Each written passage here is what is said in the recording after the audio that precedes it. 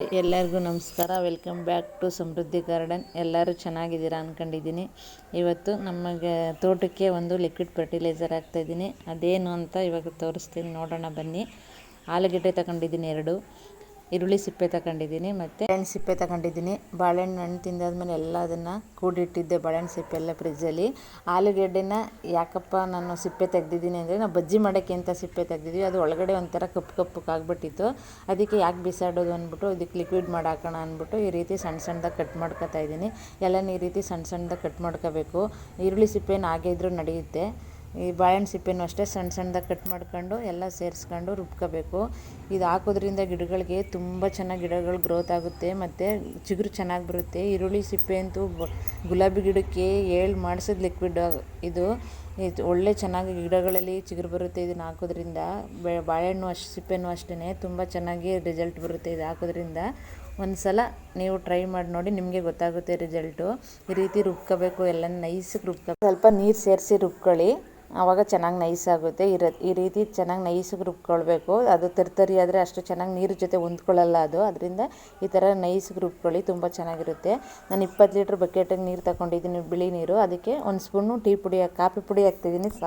Coffee ಪುಡಿ ಹಾಕ್ತಾಯಿದ್ದೀನಿ, 1 spoon instant coffee ಪುಡಿ. ಅದು ನೀವು ಯಾವುದಾದ್ರೂ ಹಾಕೋಬಹುದು. ನಾನು 1 ಸ್ಪೂನ್ ಅದನ್ನು ಹಾಕ್ತಾಯಿದ್ದೀನಿ. ಫಸ್ಟು ಗಿಡಗಳಿಗೆಲ್ಲ ಮಣ್ಣು ಲೂಸ್ ಮಾಡ್ತಾಯಿದ್ದೀನಿ. ಮಣ್ಣು ಲೂಸ್ ಮಾಡಿದ್ರೆ ನೀರು ಸರಾಗವಾಗಿ ಬೇರುಗಳಿಗೆ ಇಳೀತದೆ, ಇಲ್ಲಾಂದರೆ ಮೇಲ್ಮೇಲೆ ಇರುತ್ತೆ. ಅದಕ್ಕೆ ಸರಾಗವಾಗಿ ನೀರು ಹರಿಲಿ ಅಂದ್ಬಿಟ್ಟು ಚೆನ್ನಾಗಿ ಹಿಂಗೆಲ್ಲ ಮಣ್ಣೆಲ್ಲ ಲೂಸ್ ಮಾಡ್ಕೋಬೇಕು. ಫಸ್ಟು ಗಿಡಗಳಿಗೆ ಲೂಸ್ ಮಾಡ್ಕೊಂಡು ಎಲ್ಲದಕ್ಕೂ ಒಂದೊಂದು ಜಗ್ಗ ಹಾಕ್ತೀನಿ. ಜಾಸ್ತಿ ಆದರೂ ಏನೂ ಆಗೋಲ್ಲ, ಇದು ಆರ್ಗಾನಿಕ್ ಆಗಿರೋದ್ರಿಂದ ಸ್ವಲ್ಪ ಹೆಚ್ಚು ಕಡಿಮೆ ಆದರೂ ಏನೂ ಆಗೋಲ್ಲ.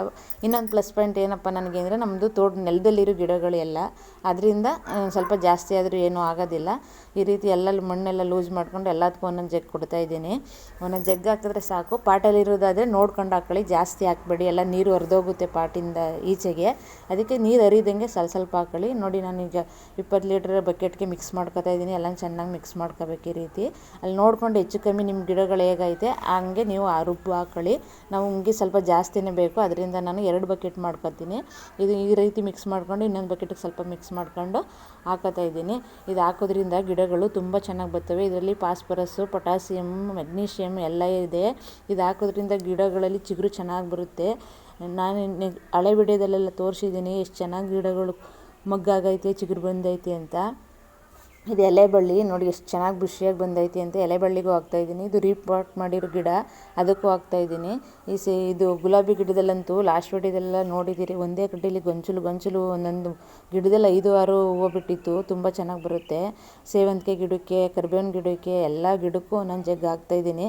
ಮಿಕ್ಕಿದ್ರೆ ಇನ್ನು ಸ್ವಲ್ಪ ಜಾಸ್ತಿ ಹಾಕ್ತೀನಿ. ನೀವು ಗಿಡಗಳನ್ನ ನೋಡಿಕೊಂಡು ದೊಡ್ಡದು ಚಿಕ್ಕದು ನಿಮ್ಮ ಪಾಟ್ ಸೈಜ್ ನೋಡಿಕೊಂಡು ಅಥವಾ ಗಿಡಗಳು ಬೆಳೆದಿರೋದು ನೋಡಿಕೊಂಡು ಹಾಕೊಳ್ಳಿ. ನಾವು ಎಲ್ಲ ದೊಡ್ಡ ಗಿಡಗಳಾಗಿರೋದ್ರಿಂದ ನಾನು ಸ್ವಲ್ಪ ಜಾಸ್ತಿನೇ ಹಾಕೋತಾ ಇದ್ದೀನಿ. ನೋಡಿ, ಇದೊಂದು ದಾಸವಾಳ ಗಿಡ ಚೆನ್ನಾಗಿ ಬ್ರಾಂಚಸ್ ಬಂದೈತೆ. ಇದು ಪನ್ನೀರ್ ಪತ್ರೆ ಗಿಡ ನೋಡಿ ಎಷ್ಟು ಬುಸಿಯಾಗಿ ಬೆಳೆದೈತೆ ಅಂತ, ತುಂಬ ಚೆನ್ನಾಗೈತೆ. ಅದಕ್ಕೂ ಒಂದು ಜಗ್ ಹಾಕ್ತಾಯಿದ್ದೀನಿ. ಅಲ್ಲೇ ಪಕ್ಕದಲ್ಲಿ ದಾಸವಾಳ ಗಿಡನೂ ಇದೆ, ಅದು ತುಂಬ ದೊಡ್ಡದಾಗೈತೆ. ಇದಕ್ಕೆ 2 ಜಗ್ ಹಾಕ್ತಾಯಿದ್ದೀನಿ. ನೀರು ಜಾಸ್ತಿ ಆದರೂ ಏನೂ ಆಗೋಲ್ಲ. ಅಲ್ಲಿ ನೋಡಿ ಮಗ್ಗು ಎಲ್ಲ ತುಂಬ ಚೆನ್ನಾಗಿ ಬಂದೈತೆ, ಜಾಸ್ತಿ ಬ್ರಾಂಚಸ್ ಎಲ್ಲ ಬಂದೈತೆ. ಇವಾಗ ಮಗ್ಗುಗಳು ತುಂಬ ಚೆನ್ನಾಗಿ ಬಂದೈತೆ. ಇವಾಗ ನೋಡಿ ಎಷ್ಟೊಂದು ಚೆನ್ನಾಗಿ ಬಂದೈತೆ. ತುಂಬ ನನ್ನ ಎತ್ತರ ಮೇಲೆ ಬೆಳೆದ್ಬಿಟ್ಟೈತೆ. ಇವಾಗ ತುಂಬ ಚೆನ್ನಾಗೈತೆ ಗಿಡ. ಇವಾಗ ಮಧ್ಯೆ ಸ್ವಲ್ಪ ದಿನ ಹೋಗ್ಬಿಟ್ಟಿತ್ತು, ಬೆಲ್ಲಿ ಬಗ್ಸಾಕ್ಬಿಟ್ಟು. ಕರ್ಬೇವಿನ ಸೊಪ್ಪು ನೋಡಿ ಎಷ್ಟು ಚೆನ್ನಾಗಿ ಬುಸಿಯಾಗಿ ಬಂದೈತೆ. ಕರ್ಬೇವಿನ ಗಿಡಕ್ಕೂ ಹಾಕ್ತಾಯಿದ್ದೀನಿ ನಾನು. ಕರ್ಬೇವಿನ ಗಿಡಕ್ಕೆ, ಬದನೆ ಗಿಡಕ್ಕೆ, ಕನಕಾಂಬರ ಗಿಡ ಮತ್ತು ಗಣಗ್ಲೆ ಗಿಡ, ಇದು ಸಿಂಗಲ್ ಪೆಟಲ್ ಗಣಗ್ಲೆ ಗಿಡ ನೋಡಿ ಅಲ್ಲಿ ಎಷ್ಟು ಚೆನ್ನಾಗಿ ಚಿಗುರು ಬಂದೈತೆ. ಅದಕ್ಕೂ ಹಾಕ್ತಾಯಿದ್ದೀನಿ. ಮಗ್ಗು ಎಲ್ಲ ಇದ್ರಲ್ಲಿ ಸ್ಟಾರ್ಟ್ ಆಯ್ತೈತೆ. ಇವಾಗ ಮಧ್ಯೆ ಹೋಗ್ಬಿಟ್ಟಿತ್ತು ಗಿಡ, ತುಂಬ ಚೆನ್ನಾಗಿ ಬಂದೈತೆ. ಇವಾಗಂತೂ ಎಷ್ಟು ಬುಸಿಯಾಗಿ ಬರ್ತೈತೆ ಅಂತ, ತುಂಬ ಚೆನ್ನಾಗಿ ಬಂದೈತೆ. ಸೇವಂತಿಗೆ ಗಿಡಗಳು ಹೂವು ಎಲ್ಲ ಖಾಲಿ ಆದಮೇಲೆ ದೊಡ್ಡದೆಲ್ಲ ತೆಗೆದುಬಿಟ್ನಲ್ಲ, ಅದರಲ್ಲಿ ಚಿಕ್ಕ ಸಸಿಗಳು ತುಂಬ ಹುಟ್ಟೈತೆ. ಇದನ್ನು ಸ್ವಲ್ಪ ತೆಗೆದುಬಿಟ್ಟು ಬೇರೆ ಕಡೆಗೂ ಗಿಡಗಳನ್ನ ಮಾಡ್ಕೋಬೇಕು. ಇನ್ನು ಸ್ವಲ್ಪ ದೊಡ್ಡದಾಗಲಿ ಅಂತ ಹಾಗೆ ಬಿಟ್ಟಿದ್ದೀನಿ. ಇದು ಕ್ರೀಮ್ ಕಲರು ರೋಸ್ ಗಿಡ ಎಷ್ಟು ಚೆನ್ನಾಗೈತೆ ನೋಡಿ. ಮಗ್ಗುಗಳಂತೂ ಒಂದೊಂದು ಕಡ್ಡಿಲಿ 3-4 ಬಿಟ್ಟಿದೆ ನೋಡಿ. ಹೂವೆಲ್ಲ ಈ ಸಲ ದಪ್ಪಕ್ಕಾಗೈತೆ. ಹೂವು ತುಂಬ ಚೆನ್ನಾಗೈತೆ ಈ ಸಲ. ಅದ್ರ ಗಿಡ ಏನು ತುಂಬ ದೊಡ್ಡದೆಲ್ಲ, ಚಿಕ್ಕದೇನೆ. ಈ ಸಲ ಒಂದು 30 ಹೂವು ಅಷ್ಟು ಬಿಟ್ಟೈತೆ ಆ ಗಿಡದಲ್ಲಿ. ಒಂದೊಂದು ಕಡ್ಡಿಲೇ 4-5 ಮಗ್ಗಾಗೈತೆ. ತುಂಬ ಚೆನ್ನಾಗಿ ಬಂದೈತೆ. ನಾನು ಸುಮಾರು ದಿನ ಆಗಿತ್ತು ಲಿಕ್ವಿಡ್ ಕೊಟ್ಟು, 20 ದಿವಸದ ಮೇಲೆ ಆಗಿತ್ತು, ಕೊಡೋಕ್ಕಾಗಿರಲಿಲ್ಲ, ಟೈಮ್ ಇಲ್ಲ ಅಂತ. ಇವಾಗ ಹಾಕಿದ್ದೀನಿ ನೋಡಿ. ಮಗ್ಗಳು ನೋಡಿ ಎಷ್ಟು ಚೆನ್ನಾಗಿ ಬಂದೈತೆ ಅಂತ. ಒಂದು ಗಡ್ಡಿಲಿ 4 ಮಗ್ಗೈತೆ.